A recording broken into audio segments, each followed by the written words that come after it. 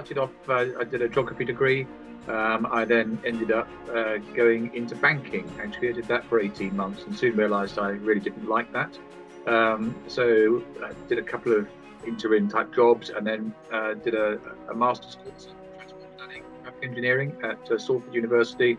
And following that, I joined a transport consultancy called Oscar Faber, now part of AECOM. I did that for 6.5 years, spent 18 months of that time in Singapore, working on their light rail schemes. But most of my time in Oscar Faber was in rail-related work.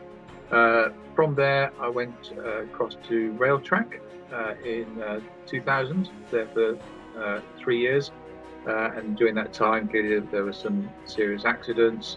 And in 2003, I moved across into the Strategic Rail Authority and spent a couple of years there before it was transitioned and moved into the Department of Transport as part of the Railways Act in 2005.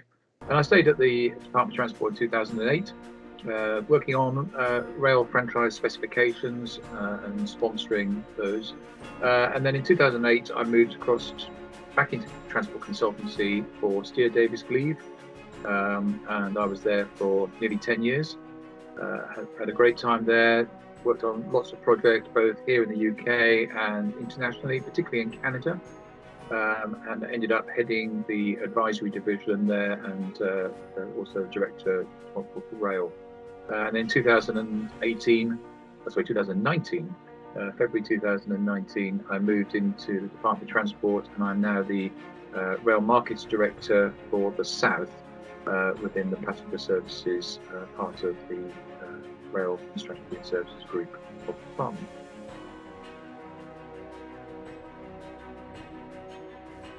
A key challenge for me was trying to work out what I want to do. Transport is so broad. And joining a transport consultancy, that you can be anything related to the aviation, local roads, sort of traffic engineering designs, rail. But even in rail, there are lots of different areas. I think to start with, I did a lot of work in sort of demand forecasting and passenger demand forecasting, and really enjoyed that and really got under the skin of it and felt sort of keen to build up a bit of an expertise. But I think a challenge for me was trying to work out how to break away from that. I think I wanted to understand how everything fitted together. And whilst being an expert in a particular category was really, was very rewarding in many ways, I was curious to understand how it all fitted together. So that was a key challenge for me at once, in an earlier stage of my career, was to break out and to sort of broaden my experiences. I think there became a further challenge in a slightly more macro way. Again, it's sort of trying to understand more about how things fit together. Was a lot of the sort of the work you could bed into something, but never actually felt as if you were part of the decision-making process. And as a consultant, you're always responding into a client, providing advice, but never necessarily being completely connected as to how things were sort of progressed beyond that. So I think the challenge that sort of permeated all the way through my career, I suppose, is that input needed to consult, to engage, to bring people together, to try and understand the bigger picture.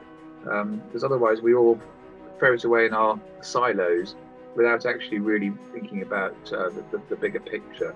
So a challenge for me, and it still applies today, is making sure everyone is joined up and connected. Decision has to be made at some point, or absolutely. But what I think is important is to make sure one has the best knowledge and the best evidence upon which to make that decision. So that's been a big challenge. I mean, there have been other challenges as well. Normally it's about not just about my own personal development, but sometimes there have been staff, personnel challenges. People leave at inconvenient times from organisations, or there have been sort of differences of opinion on how to progress. And certainly, for example, in my most recent experience in consultancy, we were trying to bring people together, different teams together, and not everyone had the same view. So those have been challenges. Um, and individual projects, of course, have their moments. Difficult clients, people who don't have the same view as you, people who are quite entrenched in a way of viewing what they believe is the right outcome, and having that sort of mature debate as to what the right solution should be, and trying to broker a way forward that sort of tries to balance everyone's interests and needs. I have a very simple view on this, is that we need to be representative, we need to be more inclusive. It's about gender, but it's about race, it's about religion, it's about sexual orientation. I'm very much a believer in making sure that everyone has equal opportunity, and for various reasons. I mean, part of it is historical, the lack of women going into engineering. It's something to do with some of the working practices, I think, on the railway are perhaps less inclusive for women. I'm not an operational background, so I wouldn't know all the details to that. But it's quite interesting if you look at maybe some of the ratio of drivers, for example, train crew drivers who are female. It's a very small percentage, and that may be through historical working practices. And I know operators have made, and industry generally has made a huge effort to try and increase the proportion of female drivers. But it may be also linked to perhaps again past practices, or women having families and being the person who stayed at home.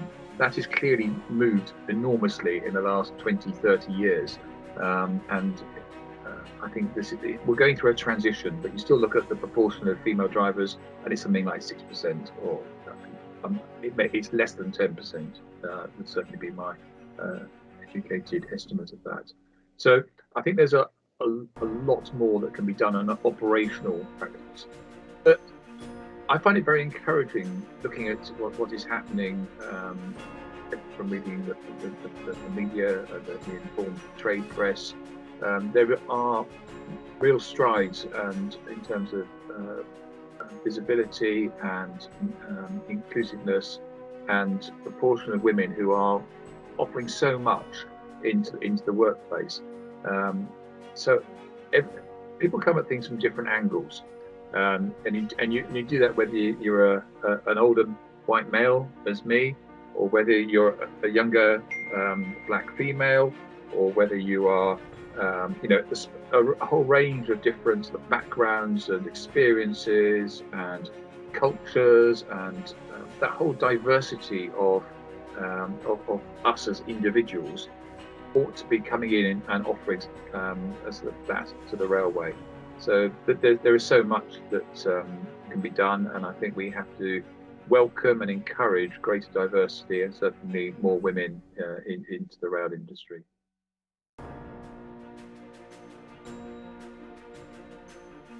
Diverse group of people in a team, but if the team doesn't actually work well together, doesn't collaborate, doesn't integrate, and doesn't recognize the value that everyone brings to the team, then you're setting yourself up for failure. The really good teams are the ones that can look at that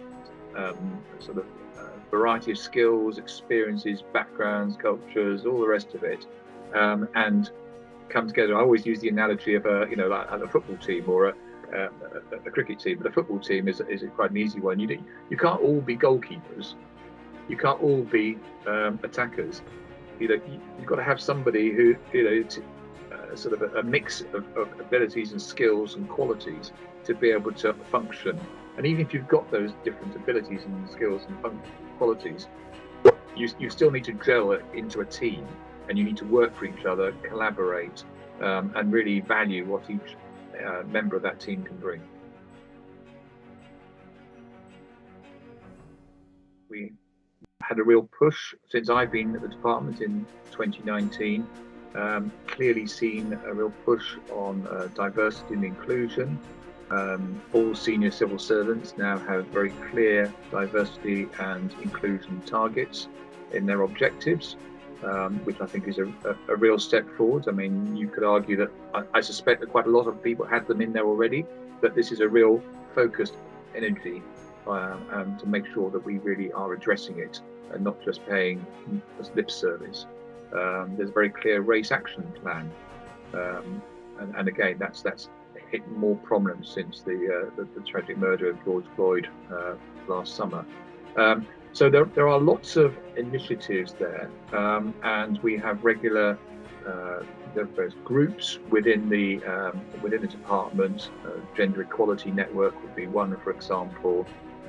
There's a group within the passenger services area that I work in, the Bain Group, which is very focused on race and diversity. So that there's lots of activities going on, and I think within some of the new contracts that are going out, as following the end of franchising, and there's clear targets and ambitions and expectations on operators to be addressing this diversity within the workforce. So I'm encouraged. There's still loads more to do, but some of these building blocks that have been put in place are certainly driving us towards a much better place than where we are at the moment.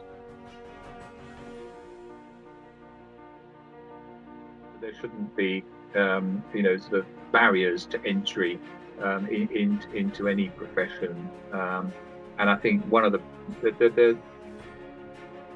think it's a little bit like social mobility, which is something I feel very strongly about and trying to encourage that, is that we need to think a little bit about how we attract and recruit people, whether from whatever background, into the rail industry. It can be simple things like the way that we advertise opportunities, where how we advertise those opportunities, making sure they reach the widest audience,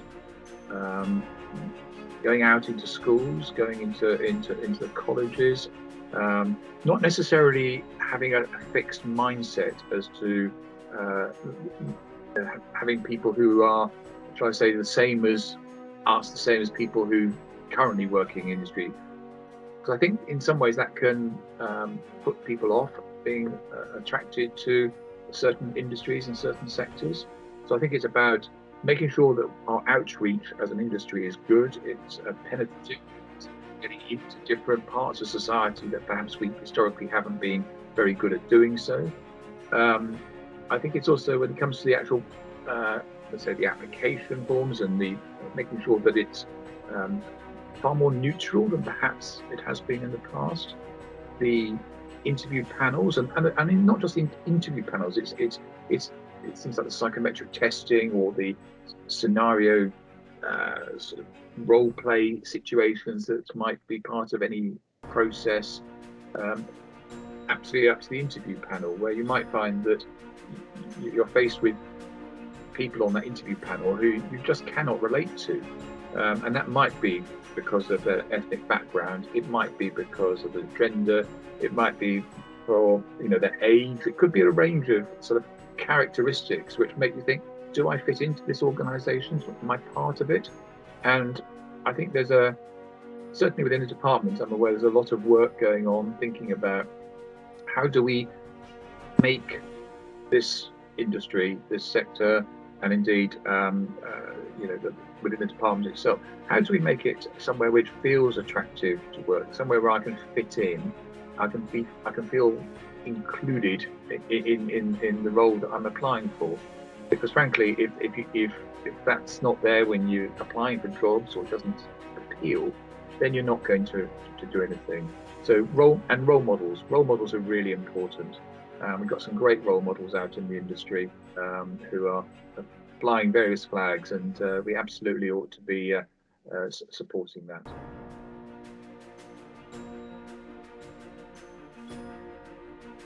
Believe in yourself, absolutely. Engineering is, and working in the rail sector is a massively rewarding career. I've been in nearly 30 years, and I'm still learning loads. There's always new challenges and always exciting things to be dealing with. As a young woman entering sort of a career, Absolutely believe in yourself. Learn from others. Talk to others. Look for opportunities. Grab opportunities. Probably like in many sectors, opportunities don't just come if you sit around and wait for them to come to you. I think it's incumbent on you to go out and to push opportunities. Increasingly, people are more and more willing to give up their time and to support and to help and to encourage. That's certainly very much what I'm seeing around the place. And I would absolutely encourage you to do that. There's so much change, so much interesting stuff happening, whether it be about the operational efficiency of the business we work in, decarbonisation agenda, absolutely massive. If you're interested in a range of other infrastructure challenges, there are some amazing projects out there. So absolutely get stuck in, believe in yourself, and go for it, and you'll succeed.